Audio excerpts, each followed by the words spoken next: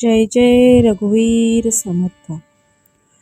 माझ्या सर्व लाडक्या प्रेक्षकांना, श्री दत्तछाया परिवारातील सर्व सदस्यांना माझा सस्नेह नमस्कार. मित्रांनो, आजचा हा व्हिडिओ केवळ एक व्हिडिओ नाही, तर हा एक महासत्संग आहे. आज आपण समर्थ रामदास स्वामी रचित श्री ग्रंथराज दासबोध या अमरामर ग्रंथातील पहिल्या दशकातील 5व्या समासात प्रवेश करत आहोत. या समासाचं नाव आहे संत स्तवन. या संपूर्ण समासात एकूण 26 ओव्या आहेत.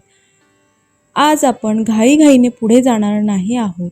आज आपण या धावपळीच्या दुनियेतून मोबाईलच्या स्क्रीनवरून काही काळ बाजूला होऊन शांत चित्ताने एका ओवीचा सखोल अभ्यास करणार आहोत.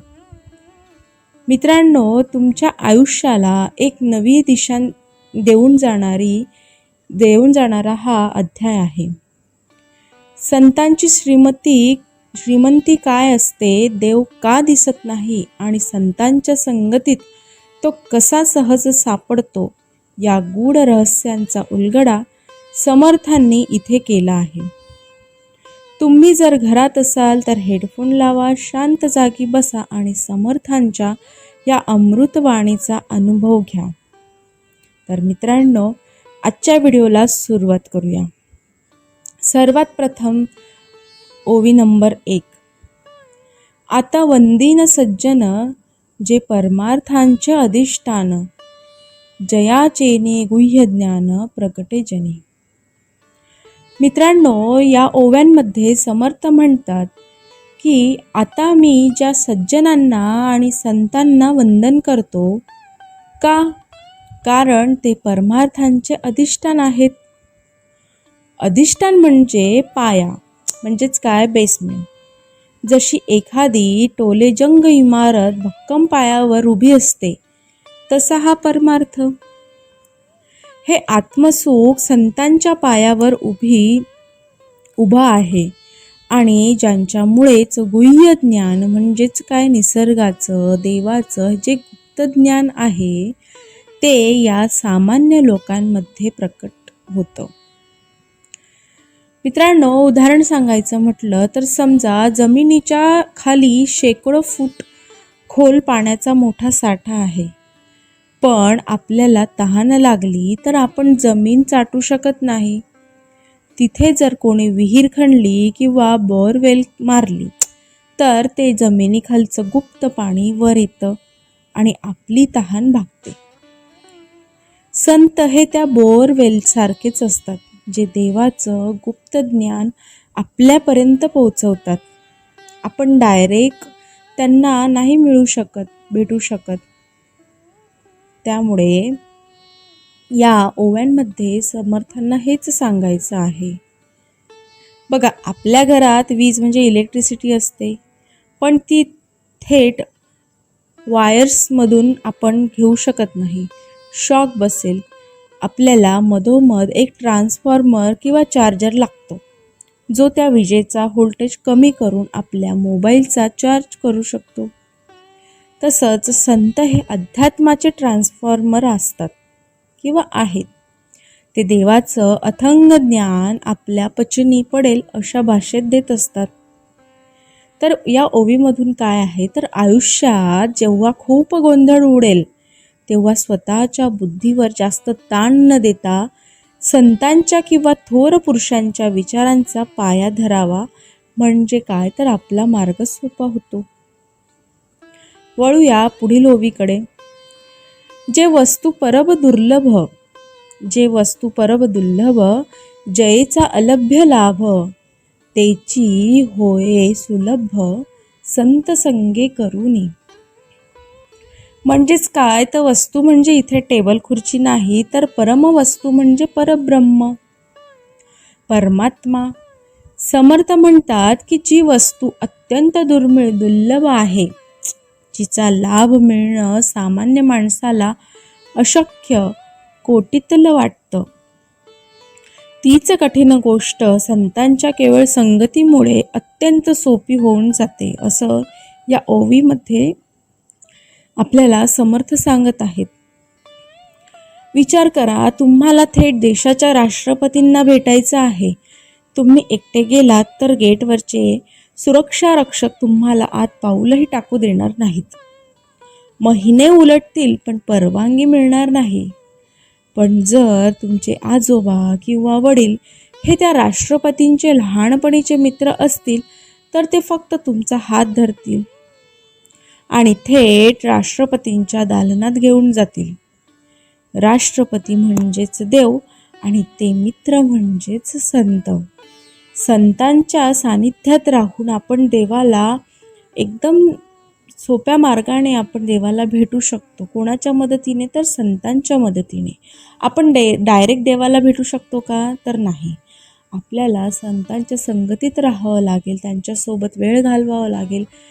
हळूहळू त्यांच्यासारखं आपण वागण्याचा प्रयत्न करणार, तेव्हा कुठे आपल्याला देवाची देव जे आहे ते भेटतील.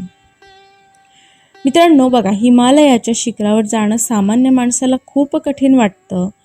पण जर सोबत एखादा अनुभवी म्हणजेच गाईड असेल, जो तिथला रस्ता उत्तम जाणतो, तर तो तुमचा हात धरून तुम्हाला त्या शिखरावर अगदी सहज पोचवतो. त्याच प्रकारचं या ओवीमध्ये समर्थ सांगत आहेत. मित्रांनो, या ओव्यांमधून आपल्याला काय बोध घ्यायचा आहे? तर कोणतीही कठीण विद्या किंवा आयुष्यातील कठीण टप्पा पार करायचा असेल तर त्या क्षेत्रातील तज्ज्ञ किंवा गुरु शोधायला हवा. संगतीचा परिणाम कठीण गोष्टी सोप्या करत असतात. वस्तू प्रकटची असे, पाहता कोणासीच न दिसे. नाना साधना सायासे, न पडे ठाई. मित्रांनो, समर्थ इथे एक मोठी गंमत सांगतात. ती गंमत काय? तर तो परमात्मा कुठे लपलून बसलेला नाही, तो प्रगटची असे. म्हणजेच काय? तर तो आपल्या डोळ्यांसमोर चराचरात उघडा आहे. पण आश्चर्य असं की आपण इतके प्रयत्न करूनही तो कोणालाच दिसत नाही. लोक वेगवेगळ्या साधना करतात, वेगवेगळे उपवास करतात, कडक तपश्चर्या करतात, खूप सायासे म्हणजेच खूप कष्ट करतात, तरीही तो देवाचा पत्ता लागत नाही. बघा, आपण आपल्या मोबाईलवर रेडिओ किंवा इंटरनेट वापरतो. हवेमध्ये हजारो गाणी, व्हिडिओ लहरींच्या रूपाने फिरत आहेत. आपल्या आजूबाजूलाच आहेत, प्रकट आहेत. पण जोपर्यंत आपल्याकडे योग्य मोबाईल आणि त्यात इंटरनेट कनेक्शन नसेल, तोपर्यंत आपल्याला ते गाणं ऐकू येईल का? तर नाही. तसंच देव सगळीकडे आहे, फक्त आपल्या मनाचा जो काही रेडिओ आहे त्या फ्रिक्वेन्सीवर सेट नाही. तर या ओव्यांमधून समर्थ काय सांगतात की चुकीच्या पद्धतीने कितीही कष्ट केले तरी रिझल्ट मिळत नाही. देवाला शोधण्यासाठी डोळे उघडे ठेवण्यापेक्षा अंतर्मन हे शुद्ध करावं लागतं. त्यानंतरच आपल्याला देव प्रकट होत असतात. जेथे परीक्षवंत ठकले, नांतरी डोळसची अंध झाले. पाहात असता चुकले, निज वस्तूसी. इथे समर्थ बुद्धिवाद्यांवर छान बोट ठेवतात. जे परीक्षवंत आहेत म्हणजे काय? तर जे स्वतःला खूप मोठे परीक्षक, ज्ञानी, शास्त्रज्ञ समजतात, ते सुद्धा इथे येऊन फसतात. ज्यांना चांगले डोळे आहेत, जे सुरक्षित आहेत, ते या बाबतीत आंधळ्यासारखे वागतात. ते डोळ्यांनी जगाकडे पाहत असतात, पण जी खरी नीज वस्तू आहे म्हणजेच काय? स्वतःचा जो काही आत्मा किंवा देव आहे त्याला ओळखण्यात मोठी चूक करतात.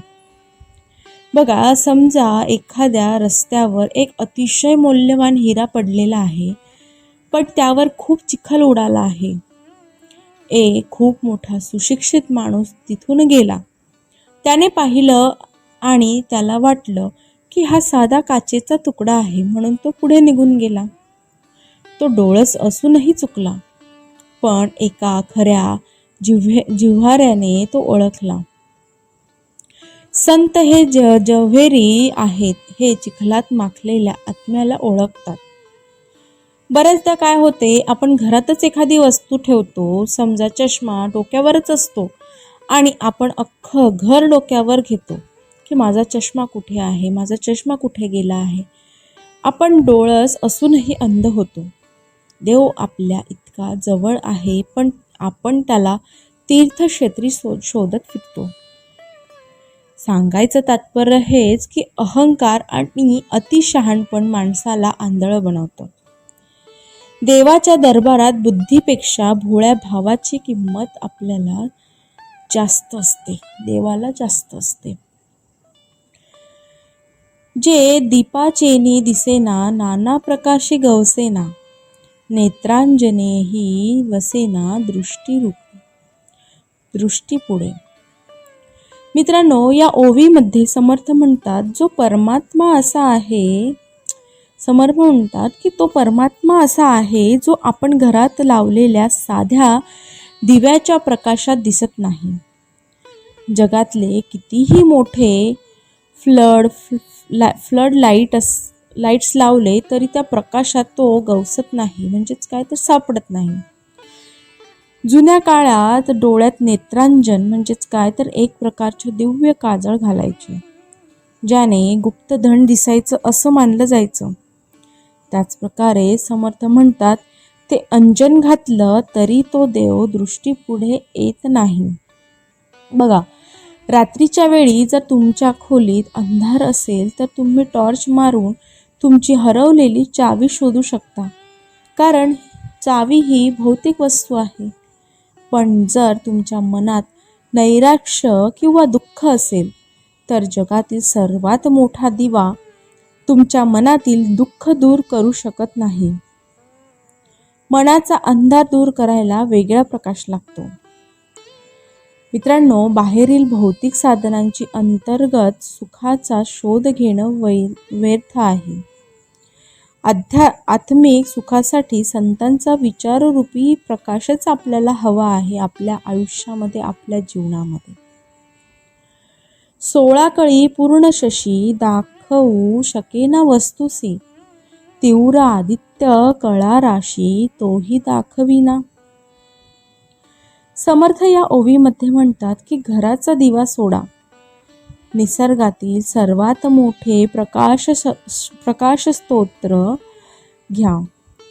शशी म्हणजे चंद्र, शरद ऋतूतील 16 कलांनी पूर्ण असलेला कुल. शीतलचंद्र सुद्धा त्या परब्रह्माला दाखवू शकत नाही. आणि आदित्य म्हणजे सूर्य, जो तीव्र तेजाचा प्रचंड मोठा गोळा आहे, तो सुद्धा आपल्या महाप्रकाशाने त्या देवाला दाखवू शकत नाही, असं या ओळीमध्ये समर्थ आपल्याला सांगत आहेत. बघा, दुपारी 12 वाजता सूर्य डोक्यावर असतो, प्रचंड उजेड असतो. त्या उजेडात आपल्याला रस्ता दिसतो, झाडं दिसतात, माणसं दिसतात, पण मनात चाललेली अस्वस्थता सूर्याच्या प्रकाशात कोणाला दाखवता येते का? देव हा त्या मनाच्याही पलीकडचा आहे.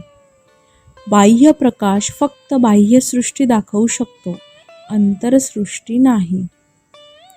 त्याचप्रकारे एखादा माणूस अंध असेल, त्याच्यासमोर तुम्ही 1000 सूर्यांचा प्रकाश आणला तरी त्याला काही दिसेल का? तर नाही, कारण दोष प्रकाशात नाही, दोष त्याच्या दृष्टीमध्ये आहे. जोपर्यंत संतांच्या कृपेने ज्ञानाची दृष्टी मिळत नाही, तोपर्यंत चंद्राचा किंवा सूर्याचा प्रकाश देवाला दाखवू शकत नाही. म्हणजेच काय तर जगातील कोणतीही कितीही ऐश्वर्य, चकचकाट किंवा प्रसिद्धी मिळाली तरी ती तुम्हाला ईश्वरी शांती देऊ शकत नाही. मित्रांनो, ओवी क्रमांक 7 आणि 8. जया सूर्याचेनी प्रकाशे, उर्णतंतू तोही दिसे, नाना सूक्ष्म पदार्थ भासे, अणुरेणाधिक. चिरले वाळाग्र देही प्रकाशी, परी तो दाखविना वस्तूसी, ते जयाचेनी साधकासी प्राप्त होय.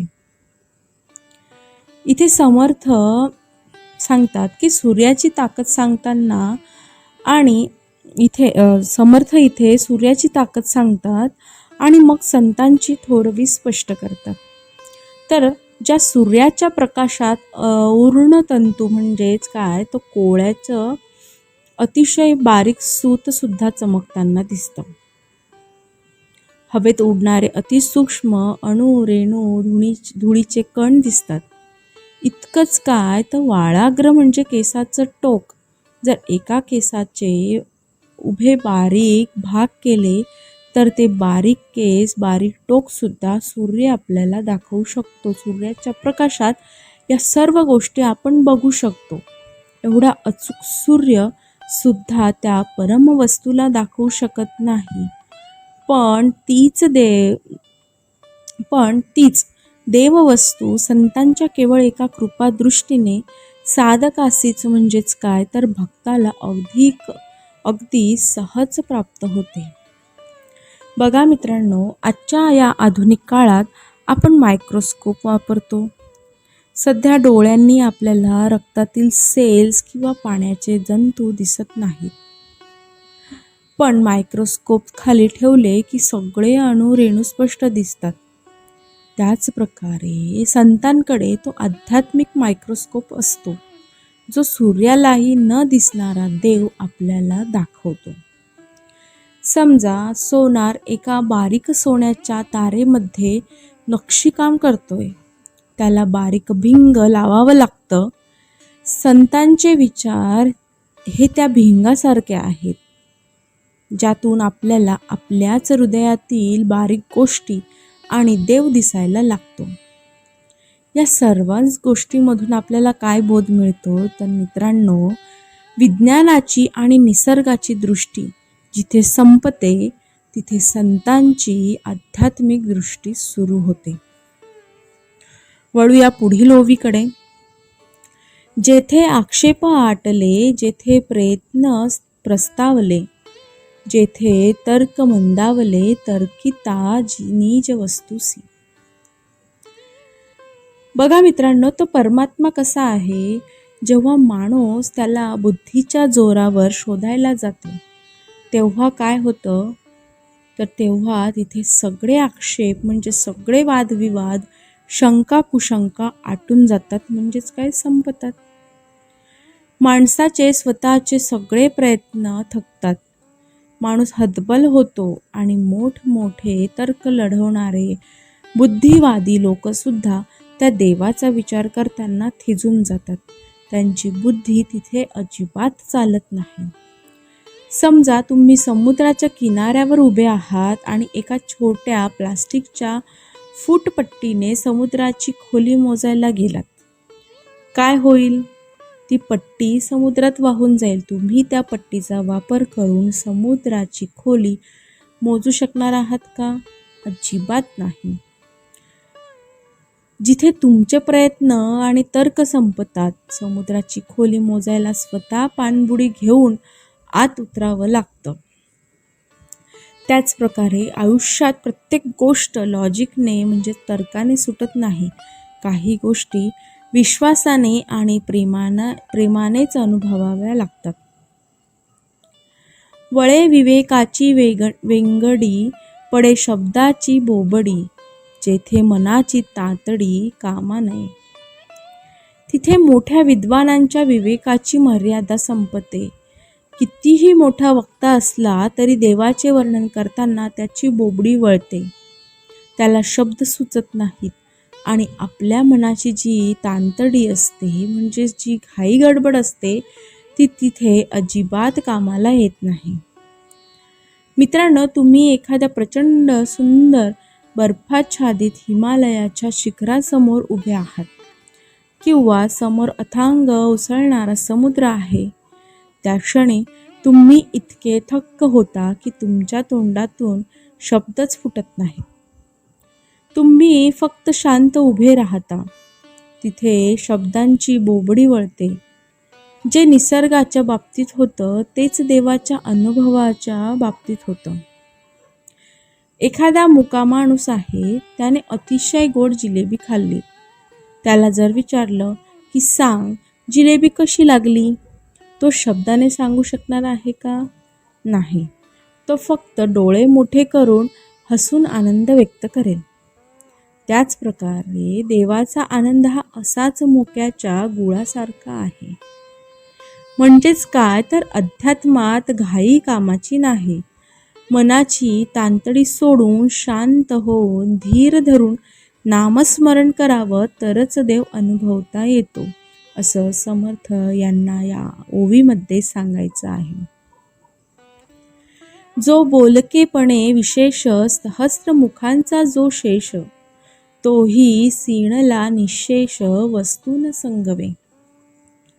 समर्थ म्हणतात, बोलण्यात जो अत्यंत विशेष आणि चतुर आहे, ज्याला एक दोन नाही तर तब्बल सहस्त्र मुखे म्हणजेच काय तर हजारो तोंड आहेत, असा तो पौराणिक शेषनाग सुद्धा देवाचे गुण गाऊन पूर्णपणे सीणला म्हणजेच काय तर थकून गेला. पण त्यालाही देववस्तू शब्दात पूर्णपणे सांगता आली नाही. आजच्या काळात आपण कॉम्प्युटर आणि सुपर कॉम्प्युटर पाहतो. त्याची मेमरी खूप मोठी असते. पण जर आपण विचार केला की जगात आजपर्यंत जितकी माणसं जन्माला आली, त्यांच्या मनातील प्रत्येक विचार कॉम्प्युटरमध्ये टाईप करायचा, तर कॉम्प्युटरची मेमरीसुद्धा क्रॅश होईल. निसर्गाची निर्मिती एवढी अथांग आहे. जर आपण समुद्रकाठची सगळी वाळू एका बादलीत भरायला गेलो तर ते शक्य आहे का? नाही.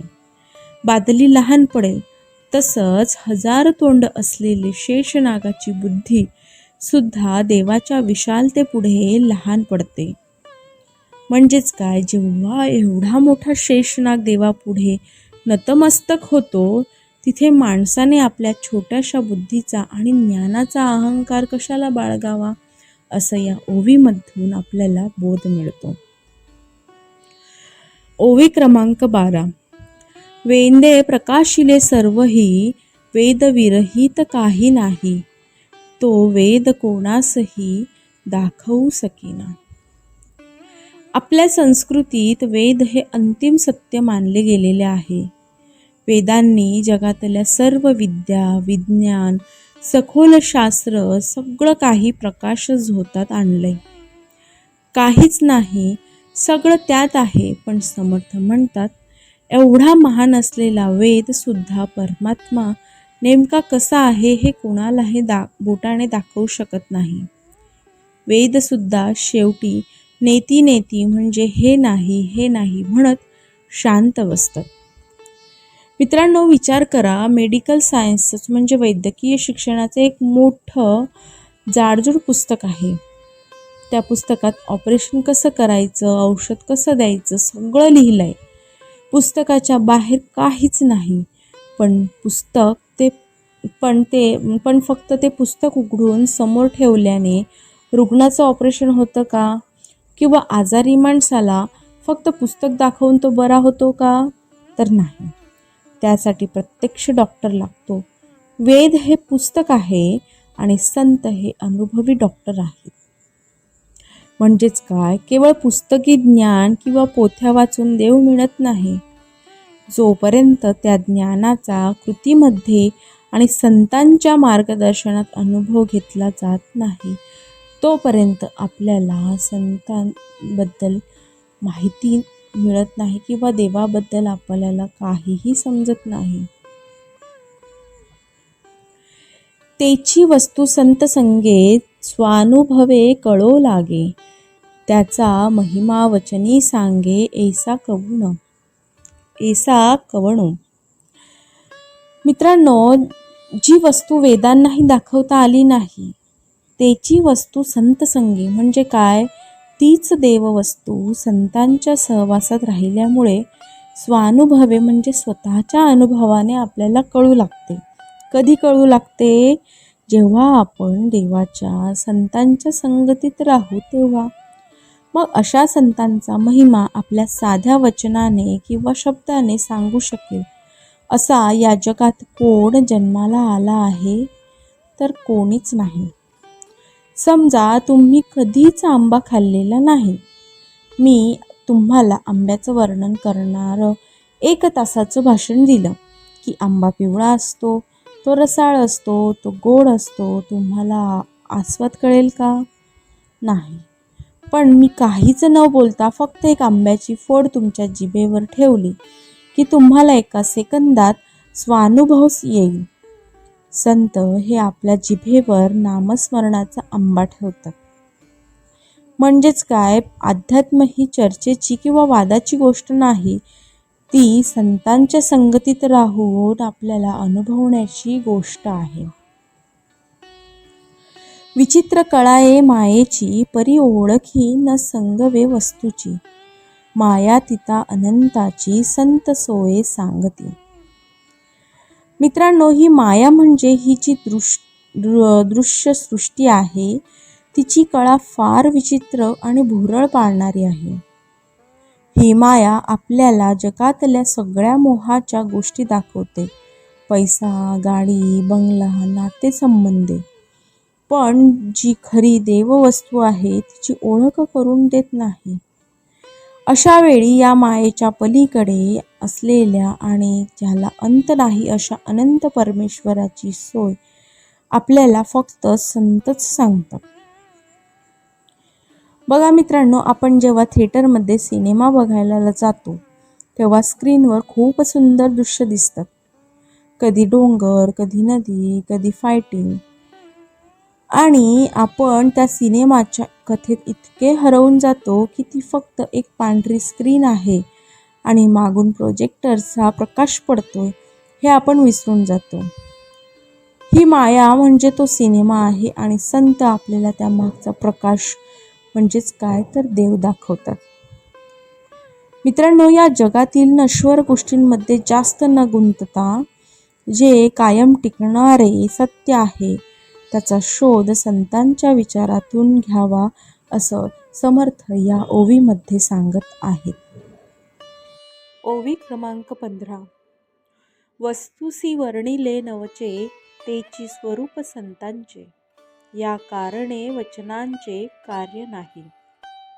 बघा, या ओवीमध्ये समर्थ म्हणतात, ज्या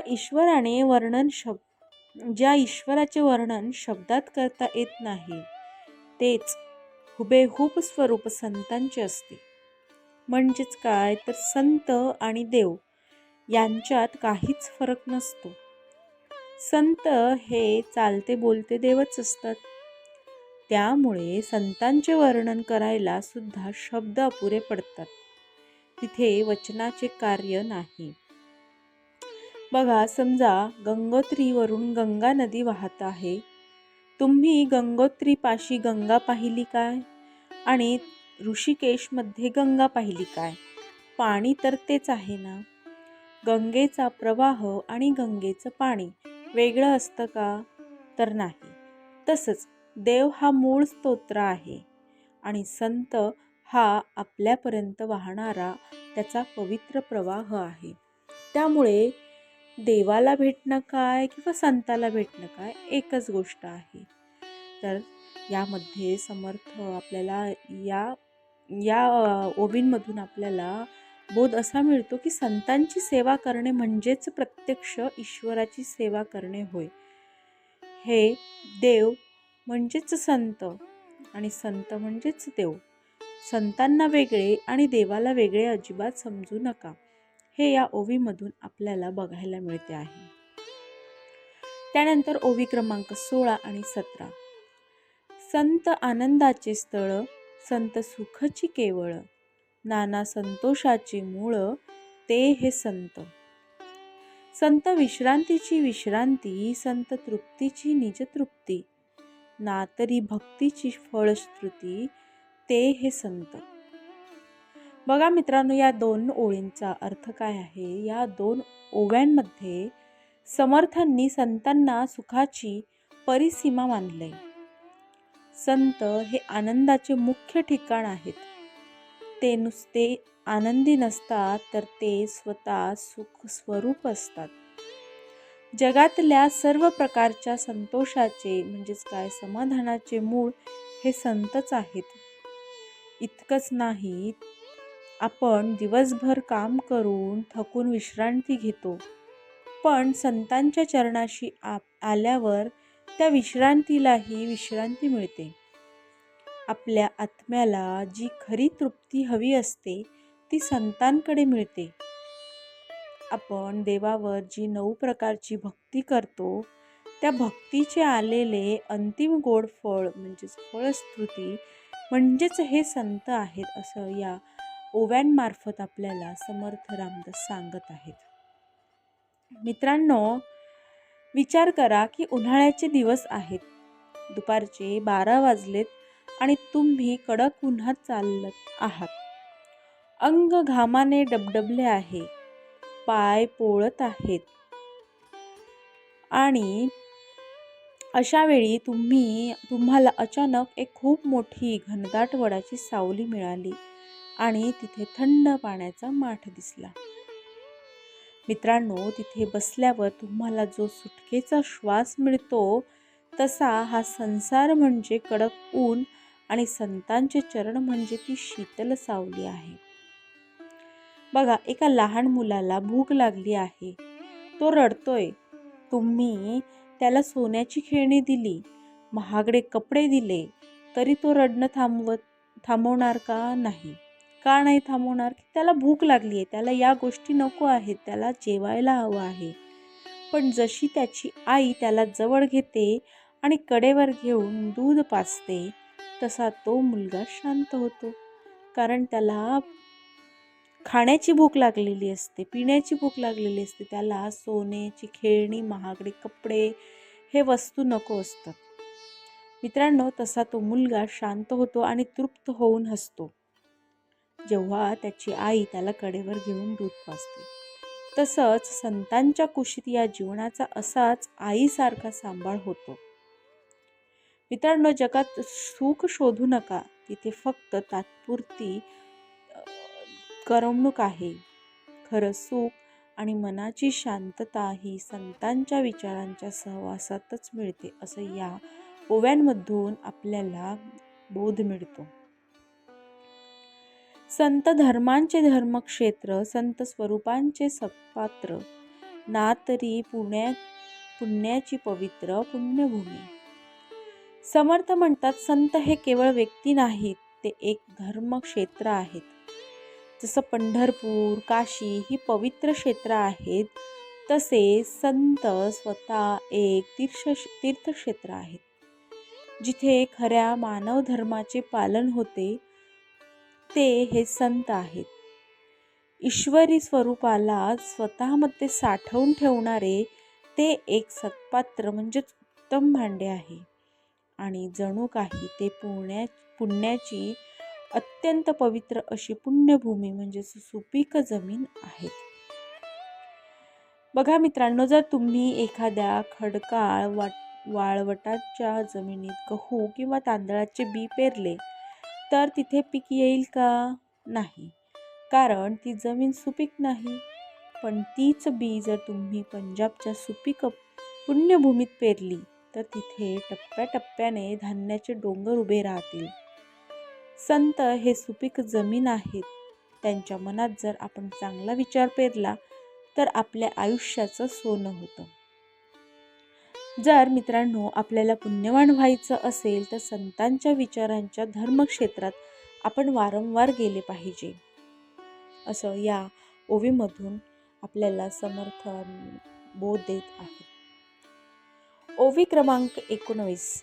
संत समाधींचे मंदिर, संत विवेकाचे भांडार, ना तरी बोलीचे माहेर, सायोज्य मुक्तीचे. मित्रांनो, संत म्हणजे समाधीचे मंदिर आहेत, जिथे मनाच्या सर्व लहरी शांत होतात.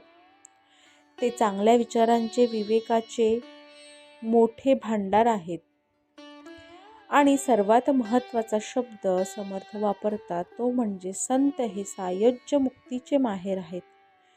सायोज्य मुक्ती म्हणजे काय? तर सायोज्य मुक्ती म्हणजे देवाशी इतकं एकरूप होणं की पुन्हा कधीही जन्माला यावं लागत नाही. अशा मुक्तीचं माहेरघर म्हणजेच संत. बघा, एक लग्न झालेली मुलगी असते, ती सासरी कितीही श्रीमंत असली, तिथे कितीही सुख असलं तरी तिच्या मनावर एक प्रकारचं दडपण किंवा जबाबदारी असते. पण जेव्हा ती आपल्या माहेरी येते तेव्हा ती नटून थटून बसत नाही. ती मन मोकळेपणाने हसते, वडिलांच्या कडेवर खेळते, आईच्या मांडीवर डोकं ठेवून निर्धास्त झोपते. माहेर म्हणजे जिथे हक्काचं सुख असतं, जिथं कोणतंही दडपण नसतं. हा जीव या संसारात खूप थकला की संतांच्या माहेरी येऊन निर्धास्त होतो. म्हणजे संतांच्या घरी आपण येऊन निर्धास्त होतो. जेव्हा जेव्हा मनावर ताण येईल मित्रांनो, नैराश्य येईल, तेव्हा संतांचे ग्रंथ वाचा. तुम्हाला तुमच्या माहेरी आल्यासारखं नक्कीच वाटेल. संत सत्याचा निश्चयो, संत सार्थकाचा जयो, संत प्राप्तीचा समयो सिद्ध रूप. मित्रांनो, संत म्हणजे केवळ बोलणारे लोक नाहीत, ते सत्याचा निश्चयो आहेत. म्हणजे जे सत्य तेच जगणारे आहेत. आपल्या मानवी जन्माचे सार्थक करून देणारा जो अंतिम विजय आहे तो म्हणजे संत आहेत. आणि ईश्वराची प्राप्ती करून देणारी जी अचूक शुभ वेळ असते ती सिद्ध झालेली वेळ म्हणजेच संत आहेत. बघा, एखादा विद्यार्थी वर्षभर अभ्यास करतो, पण शेवटच्या दिवशी जेव्हा रिझल्ट लागतो आणि त्यावर मोठ्या अक्षरात प्रथम क्रमांक किंवा 5 लिहून येतो, तो जो विजयाचा क्षण असतो तो म्हणजे सार्थक. संतांच्या कृपेने आपल्या आयुष्याच्या परीक्षेत असाच सार्थकाचा जय होत असतो. मित्रांनो, आयुष्यात जर एक यशस्वी आणि सार्थक व्हायचं असेल तर संतांच्या विचारांचा टायमिंग म्हणजेच वेळ पाळायला शिका. मोक्ष श्रिया अलंकृत ऐसे हे संत श्रीमंत, जीव दरिद्री असंख्यात नृपती केले. समर्थ इथे संतांच्या श्रीमंतीची व्याख्या करतात. आपण जगात पैशाने श्रीमंत असलेले लोक पाहिलेत, ज्यांच्याकडे करोडोंची संपत्ती असते. पण समर्थ म्हणतात, संत हे मोक्षश्रिया अलंकृत आहेत. मोक्षरूपी लक्ष्मीचे अलंकार घातलेले हे खरे श्रीमंत लोक आहेत. आणि त्यांची श्रीमंती अशी आहे की त्यांनी या जगातल्या असंख्यात म्हणजेच कोट्यवधी गरीब, अज्ञानी आणि दुःखी जीवांना आपल्या ज्ञानाच्या बळावर थेट नृपती म्हणजेच राजा बनवून टाकलं. त्यांना मोक्षाचे मालक बनवले. बघा, समजा एक खूप मोठा अब्जाधीश राजा आहे. त्याच्या दारात एक गरीब भिकारी आला. राजाने त्याला काय उत्तर दिलं? तर एक सोन्याचं नाणं दिलं किंवा 10,000 रुपये दिले.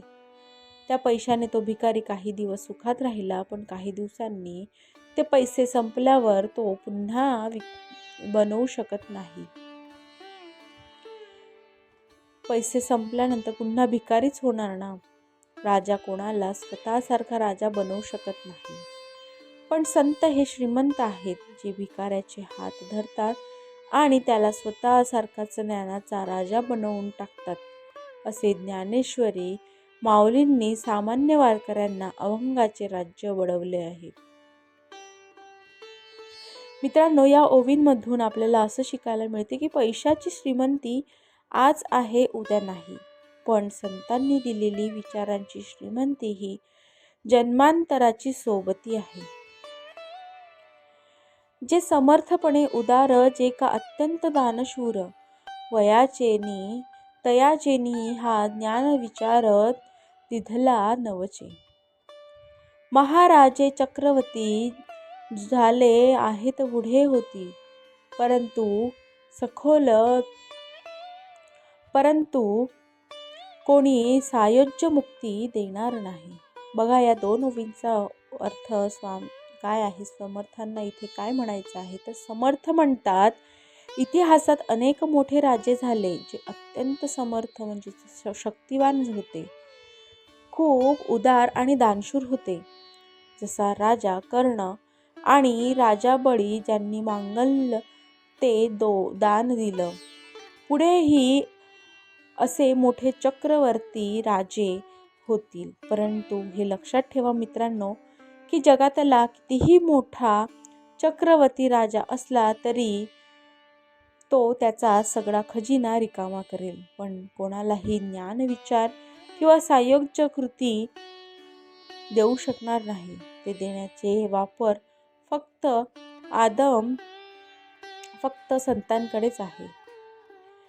मित्रांनो, या ओवींमधून आपल्याला असा बोध मिळतो की जगातल्या कोणत्याही मोठ्या पदाचा, पैशांचा किंवा सत्तेचा माज करू नका. कारण जी गोष्ट माणसाला दुःखातून कायमची सोडवते ती गोष्ट म्हणजे सत्तेने विकत घेता येत नाही. ती सणांच्या चरणांशी लीन जरूर होते किंवा झाल्यावरच मिळते. जे त्रैलोकी नाही दान ते करीती संत सज्जन, तया संतांचे महिमान काय म्हणून वर्णावे. जे त्रैलोक्याहून वेगळे, जे वेदश्रुतीसी निकळे, तोची जयांचे निवोळे परब्रह्म अंतरे. मित्रांनो, या दोन ओवींमध्ये समर्थ म्हणतात की जे दान या त्रैलोकी म्हणजेच तिन्ही लोकात कुठेही मिळू शकत नाही, ते सर्वश्रेष्ठ आत्मज्ञानाचं दान आहे. संत सज्जन आपल्याला अगदी सहज देऊन टाकतात. मग अशा संतांची कीर्ती, त्यांचा महिमा मी कोणत्या शब्दांनी सांगू इच्छितो. मित्रांनो, जे परब्रह्म या तिन्ही लोकांपेक्षा वेगळे आहे, जे वंदना आणि कृतींनाही पूर्णपणे कळलं नाही, तेच परब्रह्म संतांच्या कृपेमुळे आपल्या अंतःकरणात ओळे म्हणजेच पाझरू लागतात, प्रकट होतात. बघा, समजा तुम्ही एका खूप मोठ्या मॉलमध्ये गेलात. तिथे जगातील सर्व वस्तू विकत मिळतात, महागडे कपडे, दागिने, गॅजेट्स. पण तुम्ही मॉलच्या मॅनेजरला म्हणालात, मला 5 किलो शांतता द्या आणि 2 लिटर समाधान द्या. तो देऊ शकेल का? तर नाही. कारण शांती आणि समाधान कोणत्याही बाजारात विकत मिळत नाही. ते फक्त संतांच्या विचारांच्या दुकानात मोफत मिळते. मित्रांनो, या ओवींमधून आपल्याला असं शिकायला मिळते की जगातील तात्पुरत्या सुखाच्या मागे धावण्यापेक्षा संतांच्या संगतीत मिळणाऱ्या शाश्वत सुखाचा अनुभव नक्कीच घ्या. समासाचा शेवट. ओवी क्रमांक 26. ऐसी संतांची महिमा बोलेची तितुकी उणी उपमा, जयाचेनी मुख्य परमात्मा प्रकट होय. इति दासबोधे गुरुशिष्य संवादे संत स्तवन नाम समास 5वा समाप्त.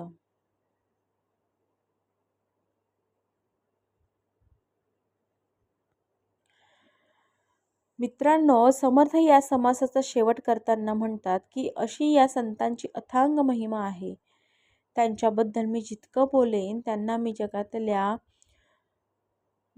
ज्या ज्या वस्तूंची उपमा देईल, जसं की सूर्य, चंद्र, समुद्र, माहेर, त्या सगळ्या उपमा लहान आणि उण्या पडतील. कारण संतांची तुलना कोणाशीही होऊ शकत नाही. का?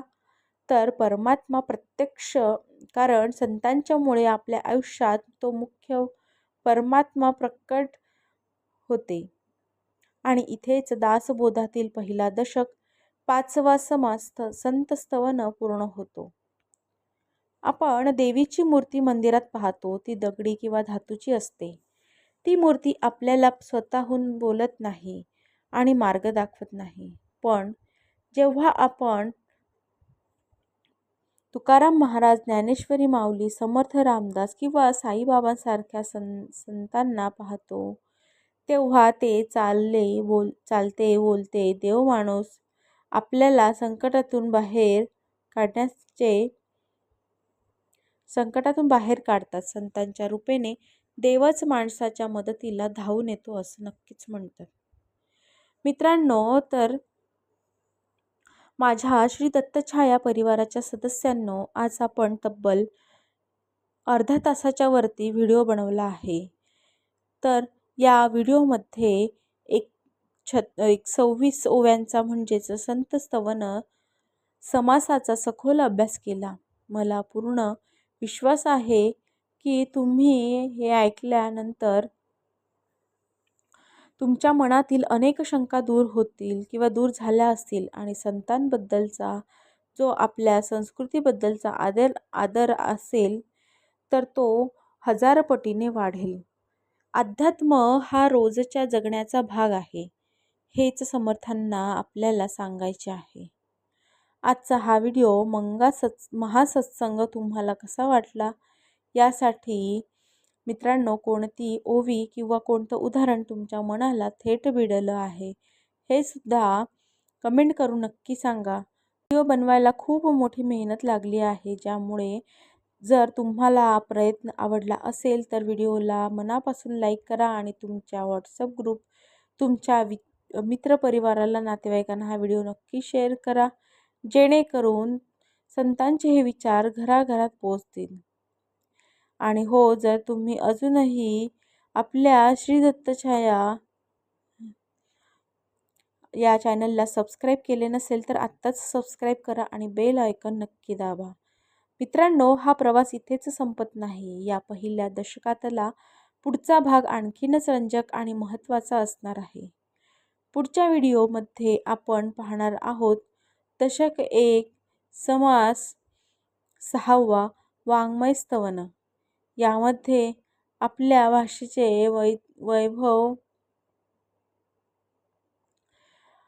भाषेचे वैभव किती अथांग आहे हे सांगितले आहे. तो व्हिडिओ सुद्धा असाच सखोल असणार आहे. यामुळे तुम्ही आपल्या चॅनलला सबस्क्राईब केलं नसेल तर लवकरात लवकर सबस्क्राईब करा. चला तर मग भेटूया पुढच्या भागात. तोपर्यंत संतांच्या चरणाशी लीन राहूया. नामस्मरण करत राहूया आणि आपले जीवन सुखी बनवूया. देवदत्त हरी.